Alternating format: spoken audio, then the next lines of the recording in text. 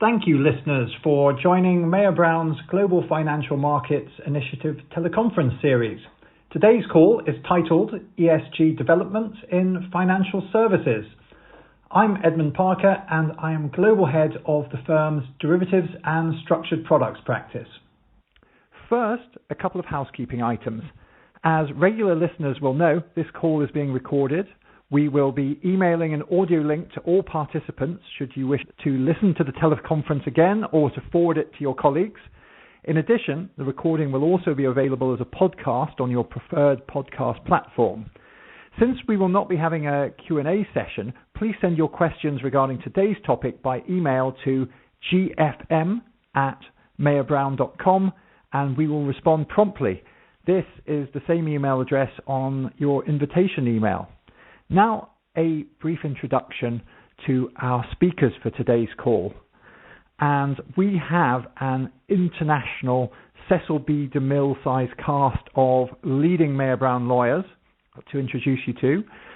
From the UK, I have Tim Baines, who is a counsel in our London environmental and planning team. And Tim has a particular strength in advising companies and financial institutions in the real estate, energy and sustainability sectors, including environmental regimes, renewable incentives regimes, and emission and climate change related matters. Emma Khoo is a senior associate in our London office as well. She focuses on non-contentious regulatory law with a particular focus on derivatives, and she regularly addresses compliance issues and cross-border issues in the financial services sector, including authorization of financial institutions under UK and EU law. And finally in London, she is joined by Harjeet Lall, and Harjeet is a senior associate in our London finance group specializing in structured finance and derivative transactions.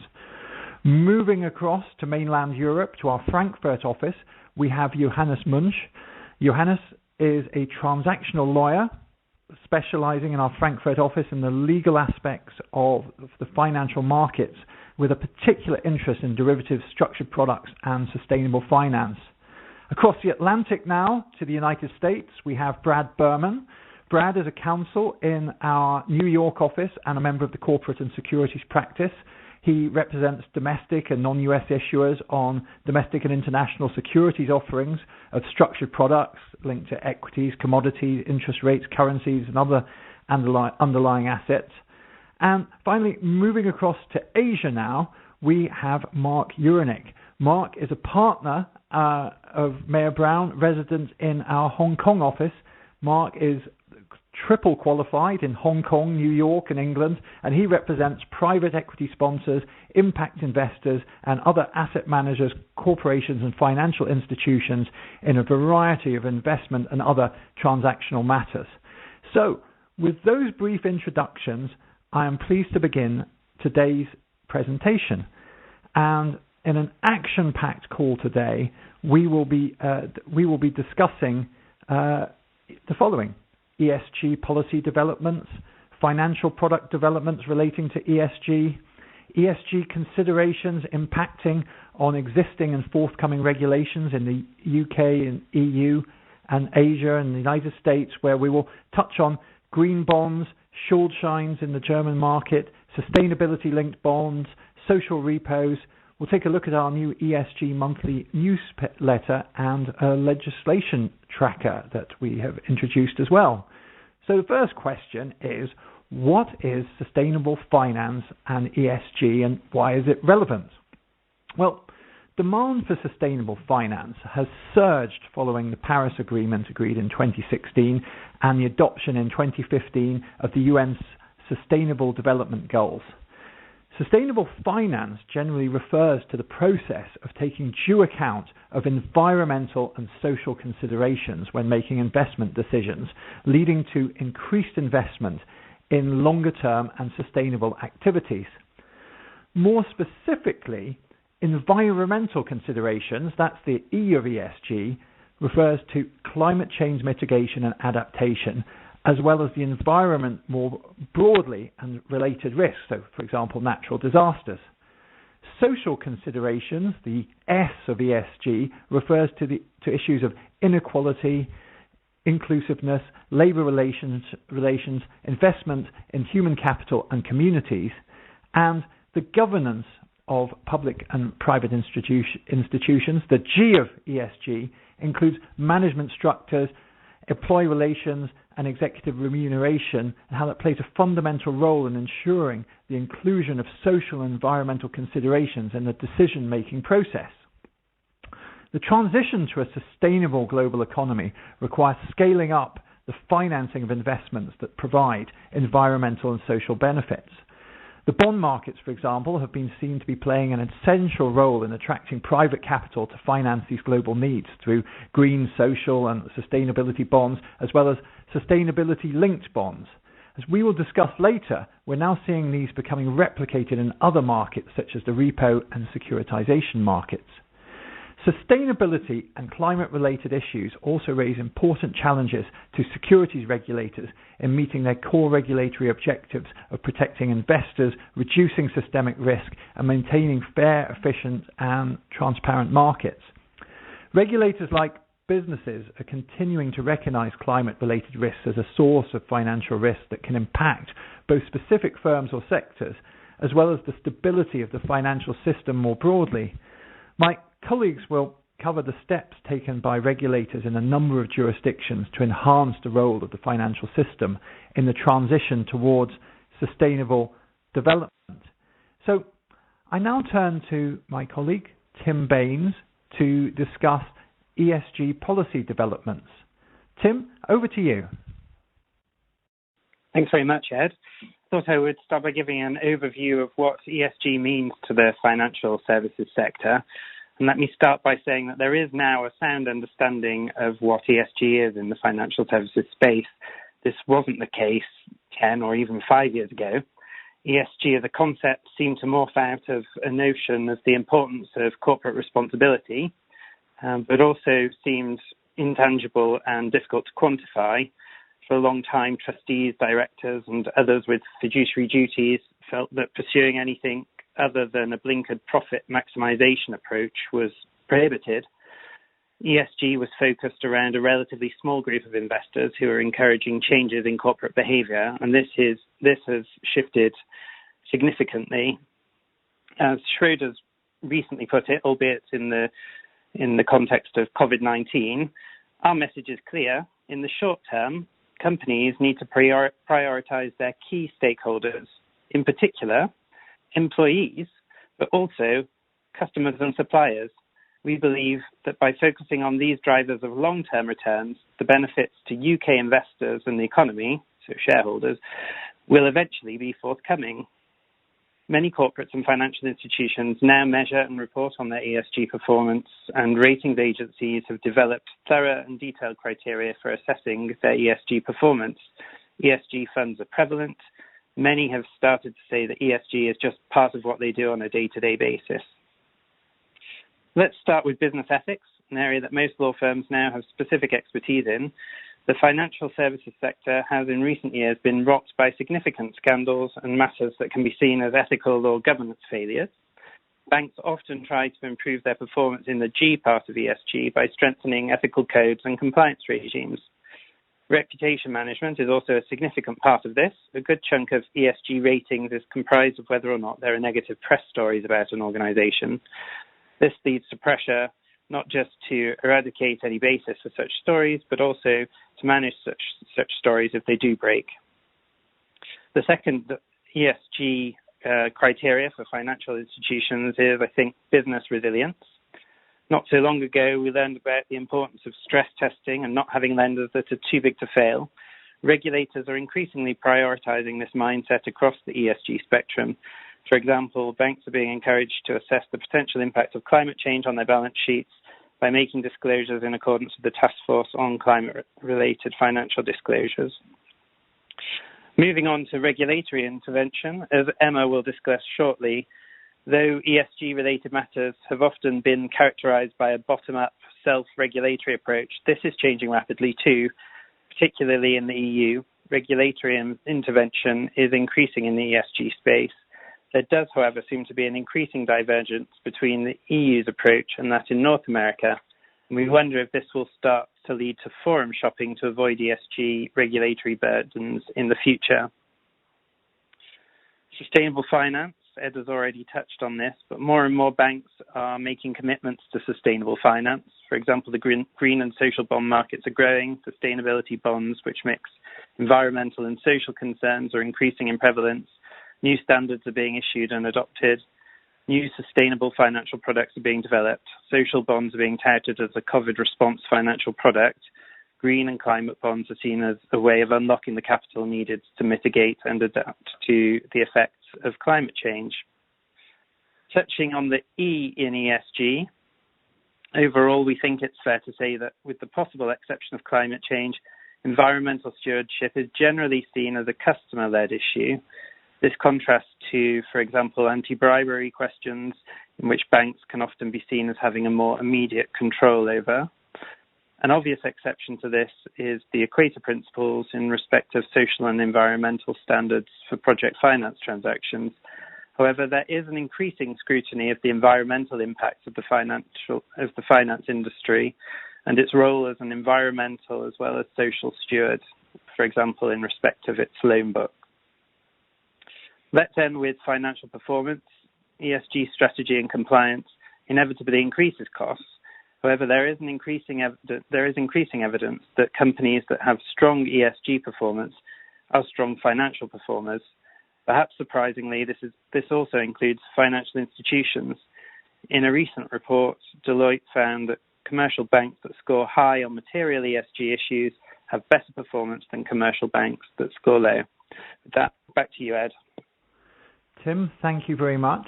I now turn to discuss financial product developments relating to ESG to Johannes Mönch and Harjeet Lall. And Johannes, over to you to kick off. Thank you very much, Ed, and a warm welcome to everyone listening from my side. To give you some context for the following topics, I want to provide a very brief overview of the main categories of ESG-related financial products. One segment of the financial markets that was quick to develop means of integrating ESG considerations into their products was the loan market. Fostered by industry standards such as the LMA's Green Loan Principles, market participants developed advanced products such as sustainability-linked loans, the capital markets cousin of which we will take a closer look at later on in this presentation. Another major portion of ESG-related finance are green debt capital markets products, including, of course, most prominently green bonds, governed by the ICMA's Green Bond Principles, but also social bonds, sustainability bonds, combining aspects of green and social bonds, as well as a fairly new member of this group, which are sustainability-linked bonds. There are numerous other subcategories within ESG-related finance, such as green project finance, green venture capital and private equity, carbon commodities, green investment funds, green insurance products, and so on. But for now, we want to focus on green securitizations, for which I will hand over to my colleague Harjeet. Thank you very much, Johannes. On 8 April this year, the European Commission launched a consultation on the renewed sustainable finance strategy, which sets out a roadmap to increase private investment in sustainable projects and activities to support the different actions set out in the European Green Deal Investment Plan. In that consultation, it's very clear the Commission see green securitizations as playing an important role in the financing the transition to a more sustainable economy. It sets out that green securitizations and collaborations between banks and investors could play an important role in financing the transition, as banks' balance sheet space might be too limited to overcome the green finance gap. Furthermore, the EU's new securitization framework creates a specific framework for high-quality, simple, transparent and standardized securitization transactions, together with a more risk-sensitive prudential treatment for banks and insurers. Currently, there are some challenges for growth. It hasn't developed at the same level as the growing market for green, social and sustainability bonds. One of the main hurdles identified seems to be the lack of incentives in establishing or investing in green securitizations, and also the agreed definition for green securitization. Currently, there seem to be three main types of green securitization in the market. The first type being securitizations with green collateral, where the asset-backed securities are backed by portfolios of green assets. The second type is securitizations with green use of proceeds, where the proceeds of the asset-backed securities are used for investment in green projects. The third type seems to be where originators use freed up capital or leverage from a capital relief or synthetic securitization to invest in green projects. The second and third types of green securitization are more similar to ordinary green bonds, as the main requirement is that the proceeds or capital relief are used for green purposes, meaning that the securitized portfolio can be composed of non-green assets. Last year, in September 2019, AFME released a position paper with the aim of creating a framework for discussion for green securitization and acknowledging that while the demand was relatively low, many institutional investors have now increased their commitment to investing in green assets, and therefore a number of inquiries were increasing around green securitization. The paper also sets out principles and practices for developing green securitization. One of the main key points they set out in their paper is how we define a green securitization. Currently, the green bond principles already define green securitized bond as a bond collateralized by one or more specific green projects, including but not limited to covered bonds, ABS, MBS, and other structures aligned with the green bond principles, and the first source of repayment generally the cash flows of the assets. AFME thinks that this needs some refining to reflect the limited recourse nature of most securitizations. AFME also believes that the term green securitization should really be reserved exclusively for transactions collateralized by green assets and should not be really applied for those second and third type of green securitizations I described earlier, but they would still qualify as a green bond instead. The main reason AFME proposed this is that some green investors may have flexibility, but many will only have the mandate to invest in securitizations ultimately collateralized exclusively by green assets. This definition will also promote simplicity while the green securitization market is still developing.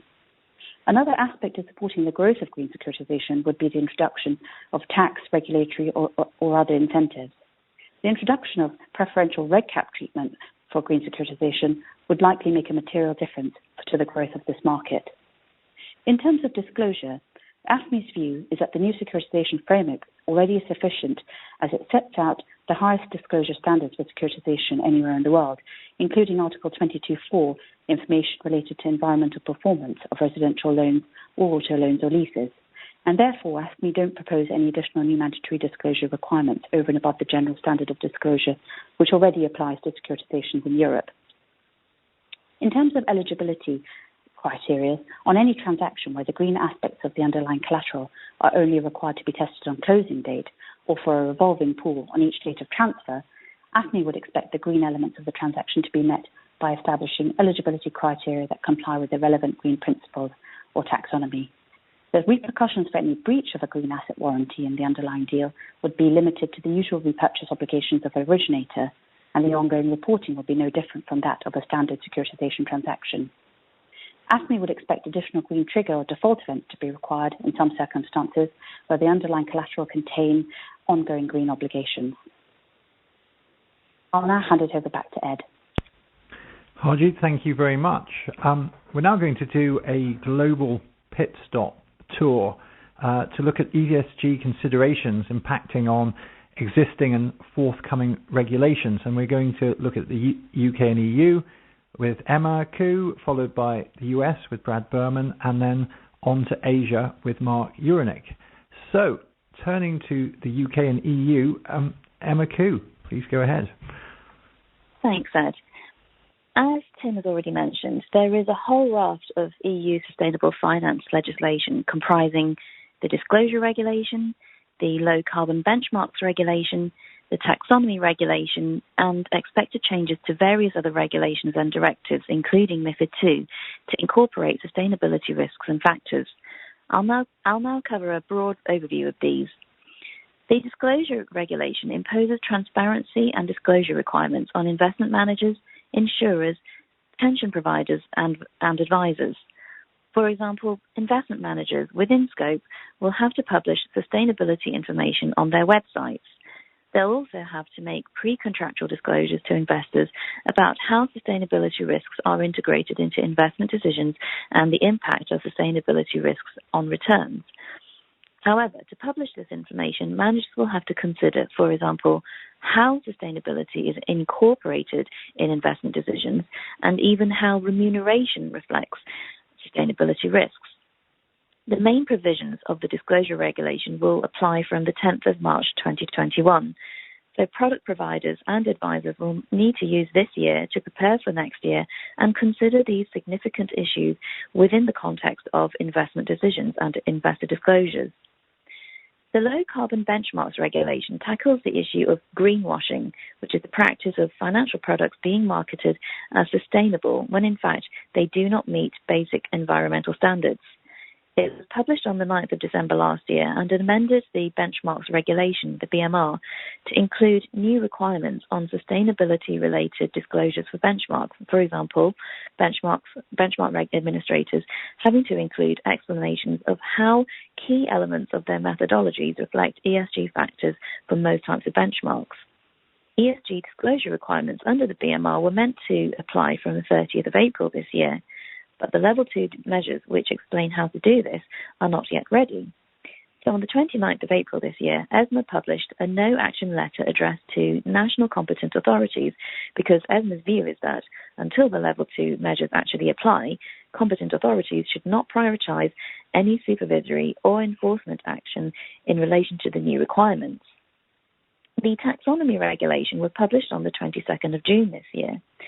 It seeks to establish an EU-wide classification system to provide businesses and investors with a common language to identify to what degree economic activities can be considered environmentally sustainable. Together with the disclosure regulation, firms will be required to disclose the degree of environmental sustainability of those financial products that they claim pursue environmental objectives.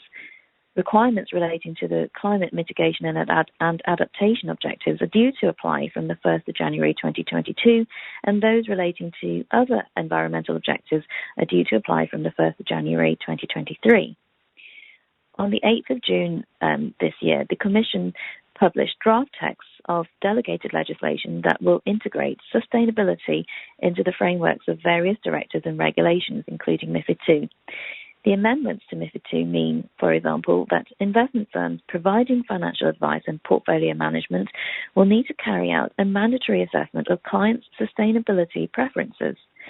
Investment firms will have to prepare client reports that explain how the recommendation that they make meets a client's investment objectives, risk profile, capacity for loss bearing, and sustainability preferences. Feedback on those amendments, among others, in the draft delegated regulations and directives, must be sent to the Commission by the 6th of July this year. At a UK level, the FCA, PRA and Bank of England have also made it clear that sustainable finance and climate change issues are high on their regulatory agendas. For example, very recently, on Monday this week, the PRA and FCA-chaired Climate Financial Risk Forum published a written guide to help firms approach and address climate-related financial risks.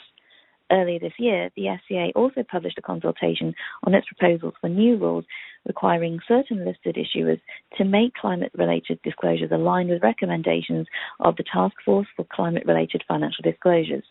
This consultation will close on the 1st of October this year. And with that, I'll hand over back to Ed. Thank you very much, Emma. Now, flying across the Atlantic to the United States, Brad Berman.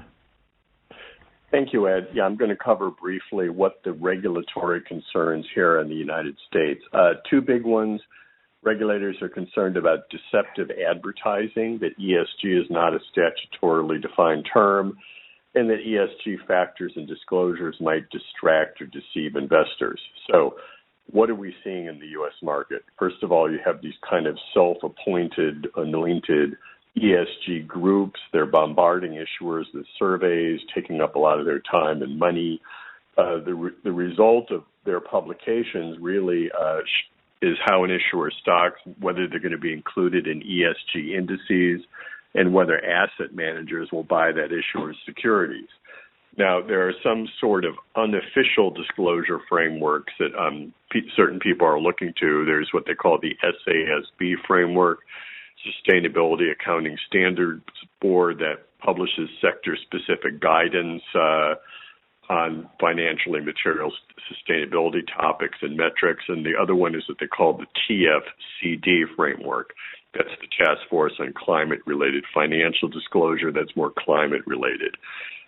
In response to this, some very large institutional investors have kind of latched on, and they are pressuring, one might say bullying, certain investors. BlackRock sent a letter. They said basically by the end of 2020, if we're investing in you, you better be publish some disclosure in line with SASB guidelines and disclose your climate risks in line with TFCD's recommendations. State Street, another large institutional investor, created what they call the R for responsibility factor that measures the performance of a company's business operations and governance as it relates to financially material sector-specific ESG issues. And what they said was basically starting this proxy season, they're going to start voting out directors for companies that are laggards in the R score. So that's what's going on with private investors. Now, what are the regulators saying? The SEC's Office of Compliance Inspections and Examinations, they said in 2020 in their priorities letters, they're going to focus on advisors offering ESG investment strategies. And again, keeping in mind that, they're concerned about deceptive advertising. There is a committee, the SEC Investor Advisory Committee. That's not the SEC itself. It's simply a committee of investors under the umbrella of the SEC. And they said, their recommendation of the SEC was you should grab this bull by the horns and start updating reporting requirements of issuers to include material decision useful ESG factors. And that phrase, material decision useful, that goes right to the heart of the current SEC position. And basically what the SEC's position right now is that ESG climate disclosure is not material to all issuers. We should not force them to disclose things that may not be material to them. SEC Chair Jay Clayton, he said it's not the regulator's place to dictate to issuers what's material. Needless to say, this is heavily political. There's two sides to this. Another part of the Securities and Exchange Commission, the Division of Investment Management, they govern things like mutual funds, a unit investment trust. And recently, they put out a request for comment on what's known as the names rule. And that rule requires generally that funds are supposed to invest at least 80% of their assets in a manner suggested by the fund's name. Now, that doesn't apply to names that describe objectives, strategies, or policies. So one of their big questions is kind of where does ESG fit in? Do you invest in ESG? Is it a strategy that's exempt from the rule? If you're investing, do you have to invest in all three? Do you have to invest in environmental, social, governance? What happens if you miss the S, but ESG is in your name? So that's been thrown out for comment there.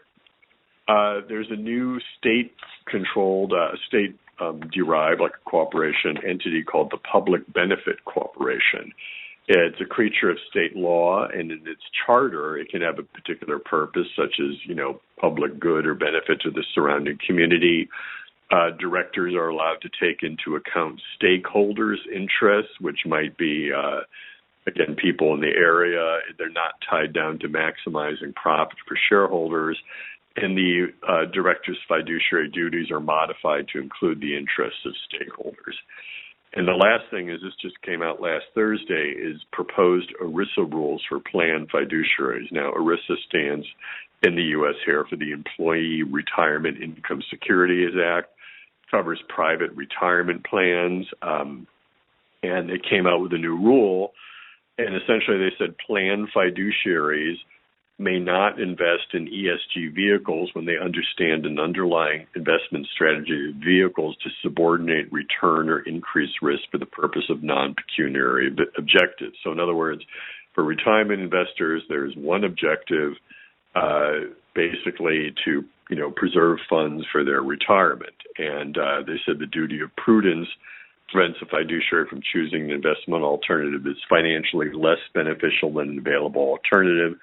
And these standards are the same no matter the investment vehicle or category. And it's interesting because in the proposing release, they made a statement that really sums up, the issues in the U.S. They said there's no consensus about what constitutes a genuine ESG investment. ESG rating systems are often vague and inconsistent, despite featuring prominently in marketing efforts. Moreover, ESG funds often come with higher fees due to the burden of additional investigation and monitoring. So that's the regulatory scene in the U.S. Back to you, Ed. Thank you. Brad, thank you very much. Now, flying long haul across to Asia, Mark Uhrynuk. Hello, everyone. At the outset, I'd just like to note that the derivatives market for ESG is in the very early stages in Asia. So I'll give a brief update that ties back to derivatives and then some more of the general updates on ESG generally. One noteworthy development from earlier this month, 8th of June 2020, is the FTSE Russell launched the first ESG derivatives contract in Asia Pacific called the FTSE for Good TIP Taiwan ESG Index Futures on the Taiwan Futures Exchange. This futures offering is linked to an earlier product, the FTSE for Good TIP Taiwan ESG Index, launched back in 2017 to measure the performance of more than 70 companies listed on the Taiwan Stock Exchange for meeting globally recognized ESG standards. So that's one noteworthy development. Even more recently, just last week in Hong Kong, the Hong Kong Stock Exchange recently launched a sustainable finance platform called Stage that is initially going to focus on facilitating green bond issuances by building a repository for ESG-related data and information. But although the plans are not developed at this point, they do intend to use this platform and to expand it into ESG derivatives in the future. Now that said, we are seeing the continued development of ESG regulation across Asia, and I'm going to give you a few recent updates and some pending developments that we're expecting in the near to midterm in this region. First, going back to Hong Kong again, at the end of last year, the Hong Kong Stock Exchange announced some new reporting requirements for companies listed on the Hong Kong Stock Exchange.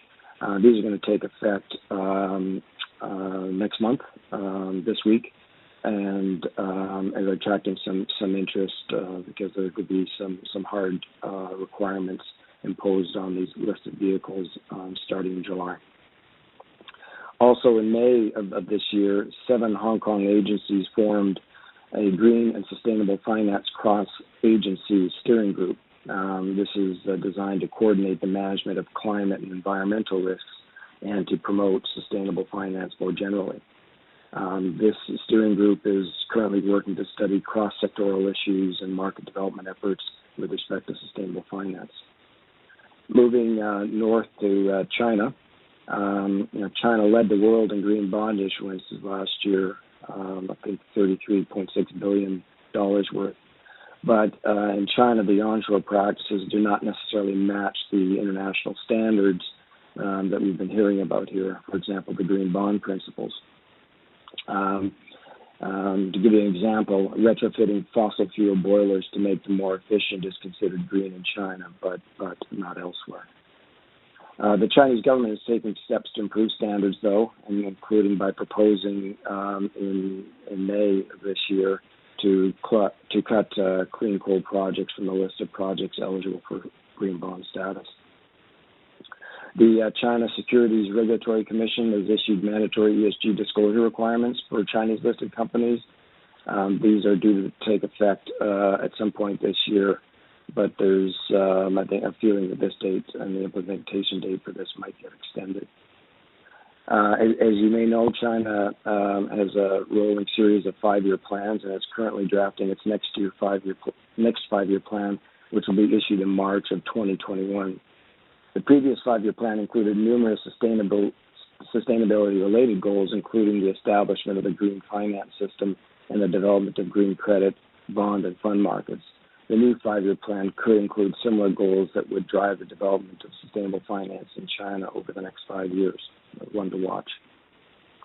Moving down south to Singapore, the Monetary Authority of Singapore will issue a consultation paper on environmental risk management guidelines later this year. These guidelines will set standards in governance, risk management, and disclosure to enhance the financial system's resilience to environmental risk. The Monetary Authority of Singapore is already performing client stress testing for certain financial institutions and will soon be conducting industry-wide stress testing.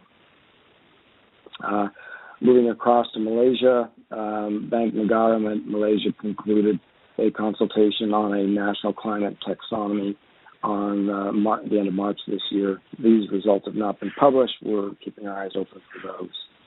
And finally, in the survey of Asia, down to Australia, there's an Australian Sustainable Finance Initiative that will be launching what they're calling the Australian Sustainable Finance Roadmap later this year. And this is to set the stage for Australia's initial sustainability policies. That's it. Back to you, Ed. Mark, thanks very much. Well, let's take a look now at some more transactionally focused elements. And I'm going to turn to Johannes Mönch. And Johannes, ask you for some thoughts on green bonds and Schuldscheins in the German market and sustainability-linked bonds. Johannes, over to you. Thank you, Ed. We now want to take the opportunity to offer you some insights into our experience with ESG-related finance in the German and the European market up to date. While we have advised our clients here in Europe on standalone green bond offerings, our focus has really been in advising clients on green bonds under issuance programs. That usually involves the integration of the relevant green bond documentation, so notably the green bond framework and the related content, into the existing issuance documentation, such as the base prospectus and the final terms under EU law, and which may include and has included in our experience issuing structured green bonds from such a platform. It turns out that while some adjustments were necessary, such integration could actually be achieved relatively easily to the pre-existing platforms. Next, I want to present a product that might not be especially well known, at least for the time being, in the international capital markets, which is a German debt instrument called a Schuldschein. This product has a hybrid character sitting somewhere between a classical syndicated loan and a bond, which actually makes it quite attractive as an option to finance for many SMEs. We were involved in, as far as we know, the first ever green Schuldschein, which was for a major Swiss corporate issuer, which besides multiple tranches in euro and Swiss francs, with multiple maturities, also involved a green element tying into that issuer's overall green financing approach. And it was this alignment which was actually the critical issue for this entire transaction. Lastly, I want to draw your attention to a recent publication which, in our opinion, might lead to some interesting developments in the green financing space. The ICMA recently published their sustainability-linked bond principles. Now, to understand what these so-called SLBs are, you first need to know that green or social bonds are usually green or social because they include a contractual obligation regarding the use of proceeds for green or social purposes. So they are, in fact, raising money in a way which is very similar to the way that any other bond would, but then additionally they have a contractual obligation to apply the raised funds, for example, towards the refinancing of a portfolio of green project loans that the issuer might hold. In contrast, sustainability-linked bonds actually connect payments, for example, the coupon of a bond, to the issuer's performance regarding a so-called sustainability performance target. For example, the bond's coupon may be coupled to the issuer's CO2 emissions. So the higher your CO2 emissions, the more interest you have to pay under your bond. Now, this is actually very interesting for us coming from the world of structured products, because in that way, SLBs offer opportunities for tailor-made green investment products using the mechanisms developed in the world of structured products. Finally, the procedures around sustainability-linked bonds will seem very familiar to anyone who has ever dealt with green bonds, since it involves things such as reporting and verification. In addition, however, you also need to think about specific matters such as the selection of key performance indicators, the calibration of sustainability performance targets, and all the related bond characteristics that come in flavors such as trigger events, fallbacks, and adjustments for regulatory changes in a quickly developing regulatory environment. That was it from my side, and now back to Ed. Johannes, thank you very much. Tim Baines, could I ask you to update our audience on the ESG monthly newsletter and legislation tracker?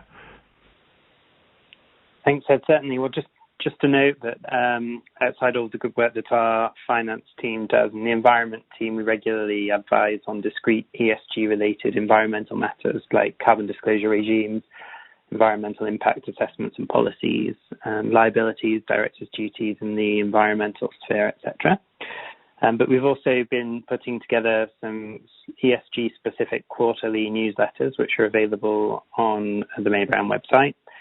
And several clients have asked us to put together ESG legislation trackers for them because there's an awful lot going on, particularly in the European market, but also elsewhere. So that's a product we've been offering as well. Thanks. Back to you. Tim, thank you very much. And now some final thoughts to Mark Uhrynuk on Asia. Mark. Thanks, Ed. An interesting cross-section of things that we're working on throughout Asia. Earlier this year, we established a new private equity investment fund that is focusing on some of the developing economies in Southeast Asia. And what was noteworthy about this is that the sponsor of this fund sought out development finance institutions as its cornerstone limited partners because of the assistance they would provide in kind of driving ESG initiatives in their investment methodologies, but also thinking that it would be an attractive profile for the entities that they might be investing in or the regulators in the countries where they might be investing in. And that was just launched earlier this year. Again, looking at the developing economies across Asia, we have a number of transactions where we're either representing a private equity sponsor that's co-investing with a development finance institution or representing a development finance institution itself in making an investment in some of them are new market companies, digital banks, insurtech companies, and some of them are AI vehicles being set up across the region.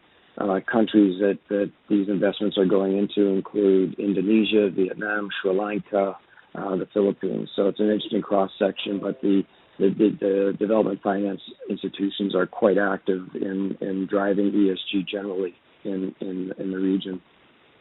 We've also got involved in some large conglomerate apparel manufacturers and helping them think through sustainability in their supply chain and concerns over making sure that the ESG aspects of those supply chains stand up to what they're being represented as. So then that's an ongoing project. I mentioned earlier in the summary of regulations that the Hong Kong Stock Exchange has developed some new disclosure requirements that will be coming into force in July, and we're advising some Chinese-based conglomerates that are listed in Hong Kong on what those new requirements are going to mean for their businesses and the obligations imposed on their directors. Finally,